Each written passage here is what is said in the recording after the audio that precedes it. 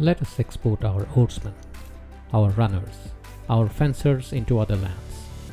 That is the true free trade of the future. And the day it is introduced into Europe, the cause of peace will have received a new and strong ally. That was Pierre Baron de Coubertin, often considered the father of modern Olympics, speaking in favor of the revival of the modern Olympics in Paris in November of 1892. Welcome to the Why in History. I am Ajay Kaul, and today we traverse through the last 100 years or so of the modern Olympics and look at stories of inspiration, political impact, and the unique Olympic spirit inspired by these games. So subsequent to the efforts of Pierre Coubertin and other interested members, the inaugural games of the modern Olympics were held in Athens in Greece in 1896, and as many as 280 athletes, all male, coming from 12 countries, participated. There were about 43 events, and Hungary was the only country that sent a national team.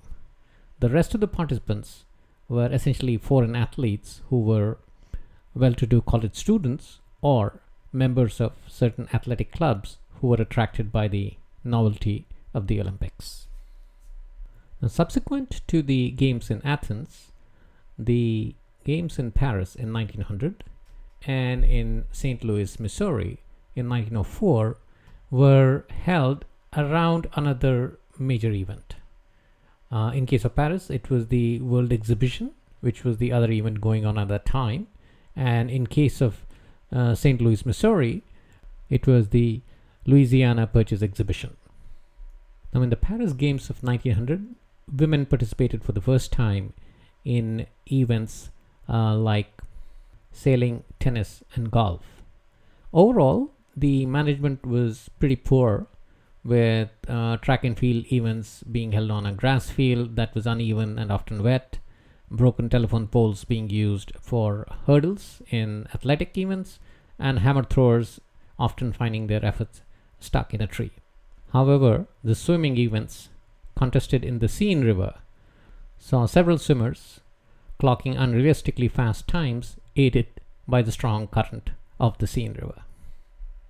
The 1904 Games in St. Louis, Missouri were held around the time Europe was engulfed in the Russo-Japanese War, and as a result, very few athletes from Europe ended up participating.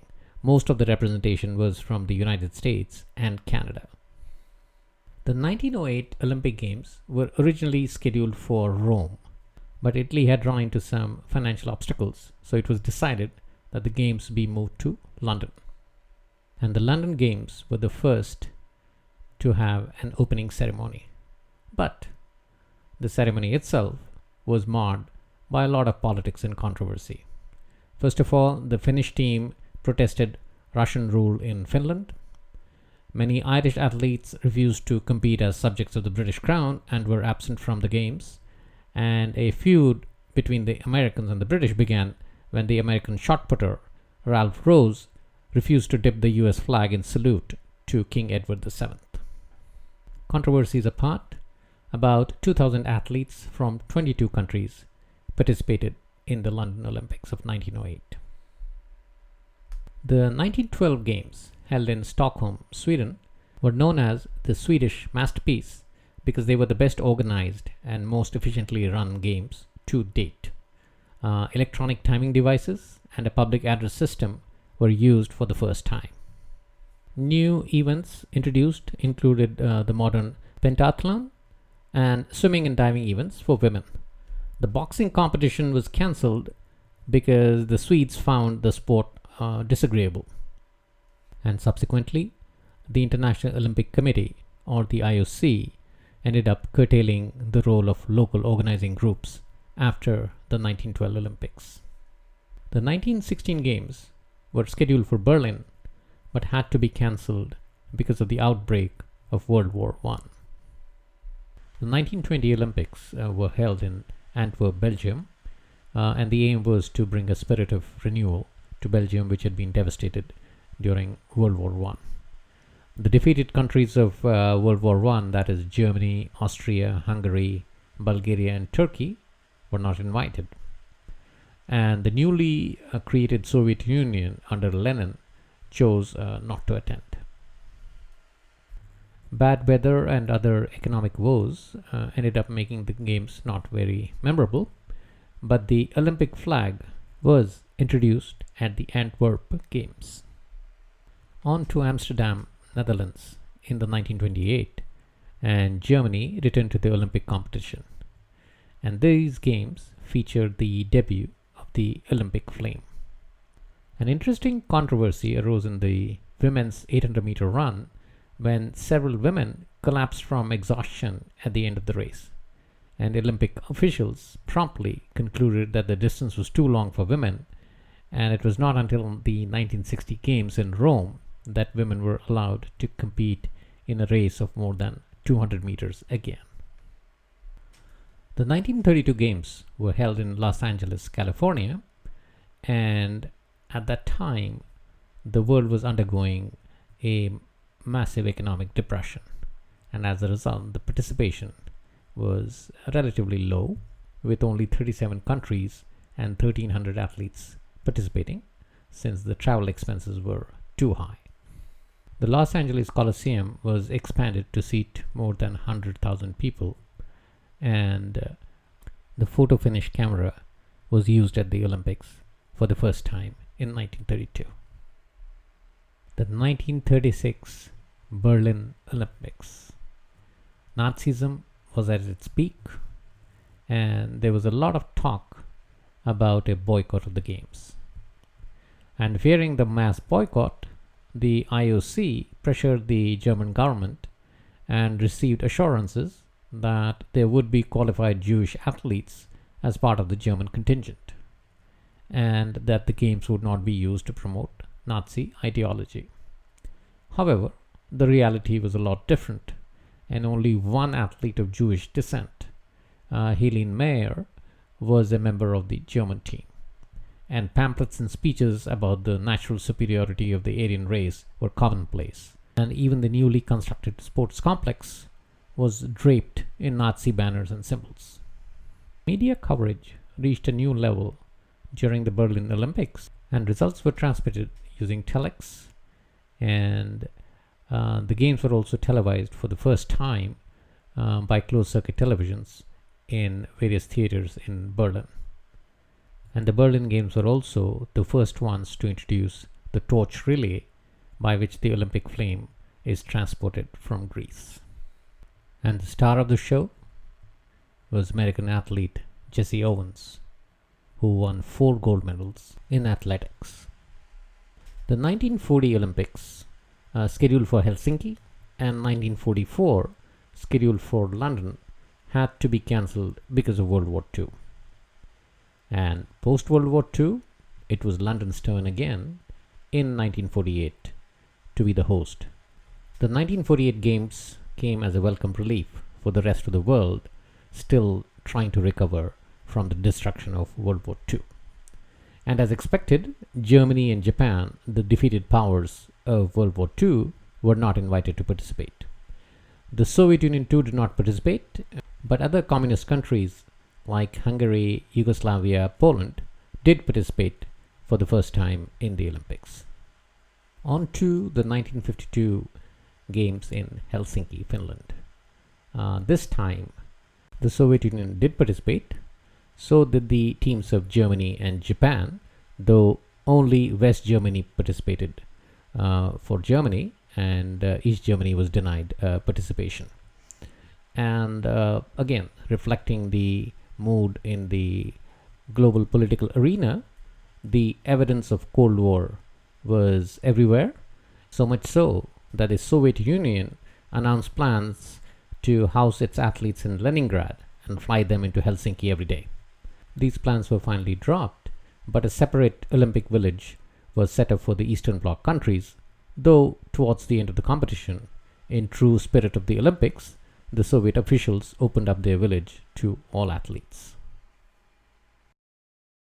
1956 was the first time the Games were held in the Southern Hemisphere, that is Melbourne, Australia. And as a result of that, the Games had to be held in the winter months of November and December, since it was summer in the Southern Hemisphere. Now, the remoteness of Australia led to lesser participation, and only 67 countries with 3,500 athletes participated. Moreover, around 1956, we had some international conflicts, and as a result, countries like Egypt, Lebanon, and Iraq boycotted in protest of the Israeli invasion of the Sinai Peninsula, and there was the Hungary oppression, wherein the Soviets occupied Hungary and suppressed a rebellion, which we discussed in episode 7. And as a result of that, countries like the Netherlands, Spain, and Switzerland boycotted in protest of the Soviet invasion. Interestingly, East and West Germany competed as a single team, and this would last through the 1964 Games. Rome, 1960. The first Olympics to be covered fully by television. Taped footage of the Games was flown to New York City at the end of each day and broadcast on the CBS television network in the United States. And Eurovision provided live television broadcasts throughout Europe. Now, Rome restored several ancient sites as venues for the Olympics. For example, the Basilica of Constantine hosted the wrestling competition, and the marathon was run along the Appian Way and ended under the Arch of Constantine. And one of the most inspiring moments of the Rome Olympics was the Ethiopian runner Abibe Bikila running the marathon barefoot and winning the gold in the event. By doing so, he also became the first East African to win a medal at the Olympics. And it was at Rome 1960 that American boxer Cassius Clay, later known as Muhammad Ali, first gained international attention as a light heavyweight boxing champion. The 1964 Olympics in Tokyo, Japan, introduced improved timing and scoring technologies and the first use of computers to keep statistics. South Africa was banned for its racist policy of apartheid, and as a result was not a participant in the Tokyo Games. And the 400-meter run was added to the slate of women's athletics events. 10 days before the 1968 Olympic Games in Mexico City, students protesting the Mexican government's use of funds for the Olympics rather than social programs were surrounded by the Mexican army and fired upon. More than 200 protesters were killed and over 1,000 injured. And at the victory podium for the 200-meter run, Americans Tommy Smith and John Carlos, who were the gold and bronze medalists, stood bare feet with their head bowed and raised a single black-gloved fist during the national anthem. The athletes described the gesture as a tribute to their African American heritage and a protest of the living conditions of the minorities in the United States at that time. Officials from the IOC and US Olympic Committee were quick to react, and both athletes were banned from the Olympic Village and sent home. East and West Germany competed for the first time as separate countries, and drug testing and female gender verification were conducted for the first time. One of the most tragic events in the history of the Olympics happened during the 1972 Games in Munich, West Germany. 8 Palestinian terrorists invaded the Olympic Village on September 5 and killed 2 members of the Israeli team. 9 other Israelis were held hostage as the terrorists bargained for the release of 200 Palestinian prisoners in Israel. Ultimately, all the hostages, 5 of their captors, and a West German policeman were killed in a failed rescue attempt. All competition was suspended for a day while a memorial service was held for the victims at the Olympic Village. Subsequently, the Olympics increased security in the Olympic villages and competition to ensure that athletes were properly protected. And it was at the Munich Games that American swimmer Mark Spitz won 7 gold medals, more than any other athlete in one single Olympics at that time. It was boycotts galore at the 1976 Games in Montreal, Canada. 26 countries from Africa boycotted the Games when the IOC denied their request to ban New Zealand. National rugby team had toured South Africa.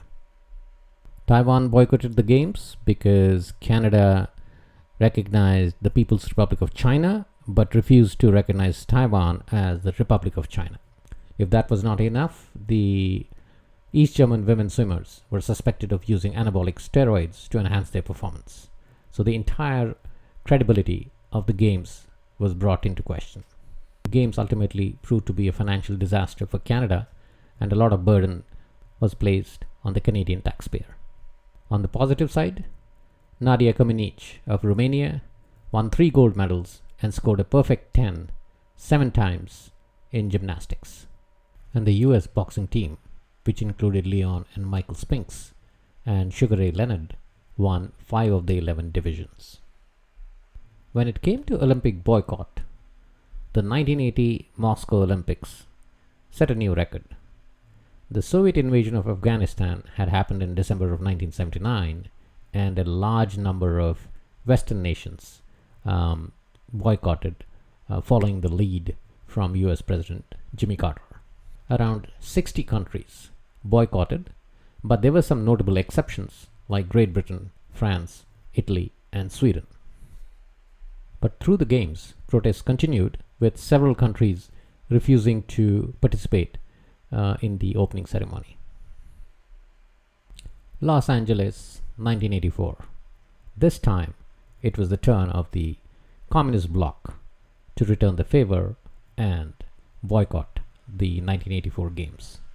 So, led by the Soviet Union, several communist countries like East Germany, Cuba, ended up boycotting the Games, citing a hostile and fiercely anti-communist environment. However, there was one major communist nation that would participate in the Games for the first time since 1952. China.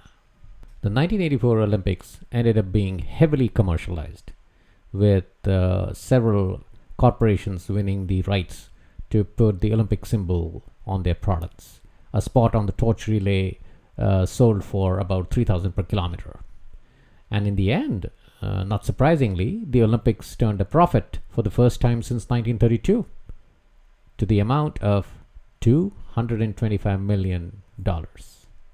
American sprinter Carl Lewis won 4 gold medals in the same events as Jesse Owens had in the 1936 Games, thereby emulating his feat. However, with the absence of the Eastern European teams, the US men's and women's gymnastics teams had their best Olympic showing ever, and Mary Lou Retton became the first American woman to capture the individual gold in the combined exercises. And this ended up being the turning point in the history of US gymnastics. The 1988 Games were held in Seoul, South Korea, amid a lot of tensions since North Korea was still technically at war and complained that it should have co-host status. The IOC tried to make some concessions to North Korea, but North Korea did not find them satisfactory and boycotted. And it was joined by a few other countries, notably Cuba and Ethiopia.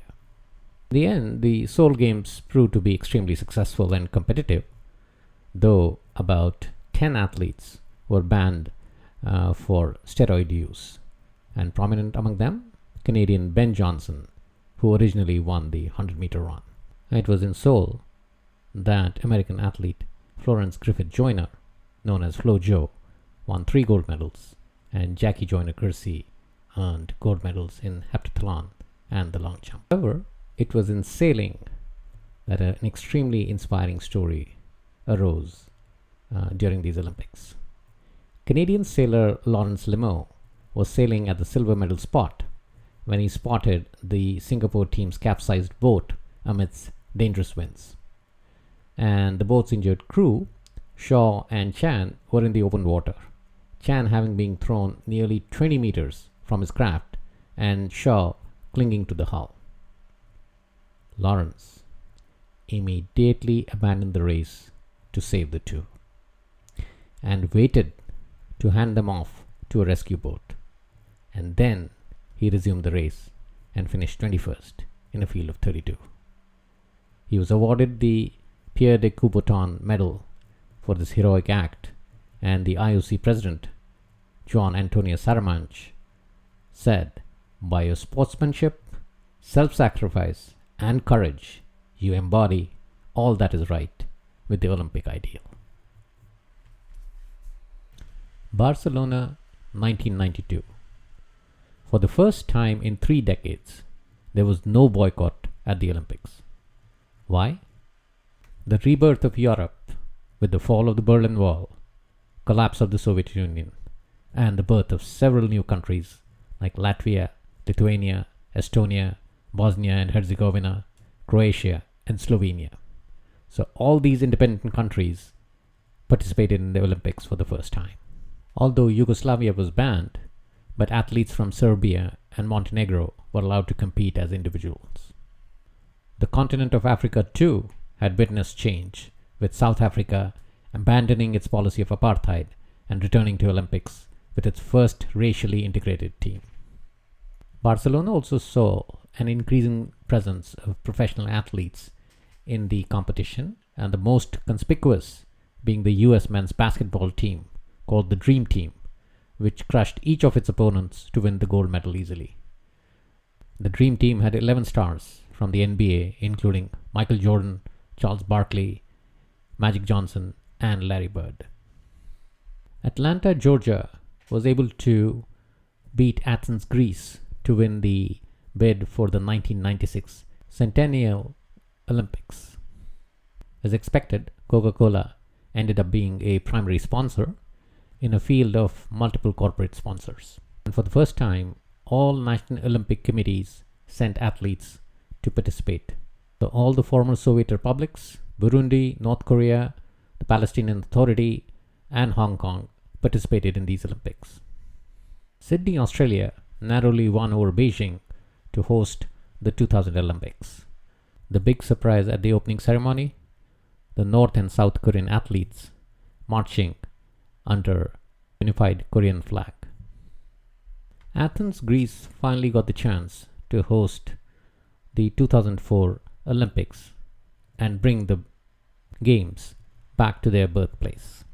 There were serious doubts about the preparedness of Athens to host the games, and the IOC even considered briefly moving the games to another city. But in the end, the games ended up being a resounding success, to the extent that a lot of the world press ended up apologizing to Greece for its dire but groundless predictions. And it was at these games that American swimming phenomenon Michael Phelps made history by winning 8 medals, 6 gold and 2 bronze. The 2008 games went to Beijing, China, and what a grand opening ceremony they had. And the biggest eye-catcher was the award-winning national stadium, known as the Bird's Nest, designed by Swiss architects Jacques Herzog and Pierre de Meuron. China received a lot of accolades for the meticulous planning and organization of the games. Swimmer Michael Phelps continued his record-breaking streak, winning 8 gold medals, but it was an athlete from Jamaica who was the cynosure of all eyes. Usain Bolt shattered the 100 and 200 meters world record, winning the gold, and added a 3rd gold medal to his kitty after winning the 4 into 100 meters relay as well. In 2012, London became the first city to host the modern Olympic Games 3 times, having previously hosted in 1908 and 1948. Safety concerns had dogged the games, but the games concluded without any security incident. Once again, the games were dominated by 2 of the greatest Olympians in modern history, Jamaican sprinter Usain Bolt, who became the first Olympian to win both the 100 and 200 meter events in back-to-back Olympics. And Michael Phelps became the most decorated athlete in the Olympic history by capturing 6 medals, including 4 to bring his lifetime total to 22.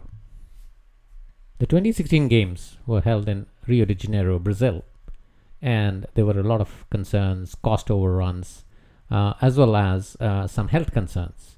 So much so that the WHO suggested that athletes using open waters avoid swallowing it and covering any exposed cuts with waterproof bandages. The games concluded with no major incident, and once again, Michael Phelps and Usain Bolt dominated the proceedings.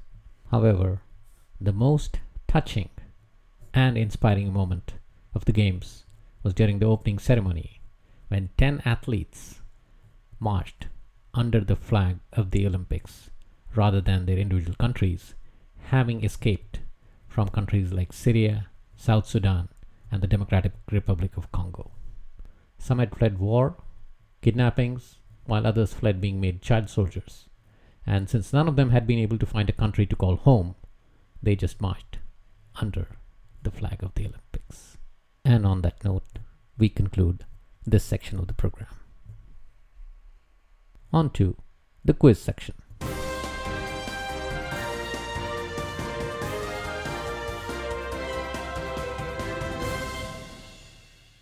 Question from last week's episode. Which US president cut off economic and military aid from Pakistan after intelligence reports indicated that Pakistan was acquiring ability to make nuclear weapons?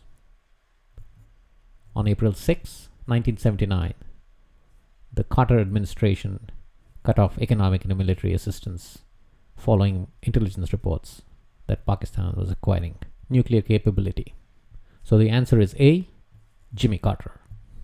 On to this episode's question. Which country has earned the highest number of gold medals per Olympics participated in through the history of the Olympics? That is, highest average gold medal count based on participation. Is it A, the United States, B, the erstwhile Soviet Union, C, the erstwhile East Germany, or D, China? Once again, which country has won the most golds per the number of Olympics it has participated in? A, United States, B, the erstwhile Soviet Union, C, the erstwhile East Germany, or D, China? The answer will be provided in the next episode. And with that, we conclude today's episode. In the next episode, we move on to Russia and trace its journey through the early part of the 20th century as it moves from monarchy to a revolution to totalitarianism. Till then, stay safe and keep looking for the why in history.